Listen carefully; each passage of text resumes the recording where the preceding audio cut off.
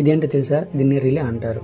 So relay దేనికి use చేస్తామంటే మన ఐఓటీ ప్రాజెక్ట్లో కానీ లేదంటే ఒక స్మాల్ వోల్టేజ్ ఇచ్చి ఒక బిగ్ కరెంటుని మనం కంట్రోల్ చేయొచ్చు. బేసిక్గా దీంట్లో ఒక కాయిల్ ఉంటుంది. దీనికి 5 టెర్మినల్స్ ఉంటాయి.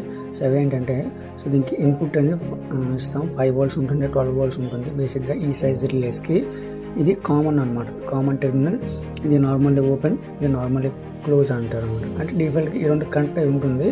సో మనం ఎప్పుడైతే దీనికి పవర్ ఇస్తామో దీని నుండి ఇది డిస్కనెక్ట్ అయ్యి ఈ టెర్మినల్ కనెక్ట్ అవుతుంది. అంటే ఇటువైపు నుండి వచ్చిన ఇన్పుట్ అనేది ఇటువైపు వెళ్ళకుండా ఇటువైపు వెళ్తుంది. సో నార్మల్గా బై డిఫాల్ట్ పవర్ ఇవ్వనప్పుడు ఇటువైపు ఉంటుంది. దీన్ని మనం రిలే అంటాం.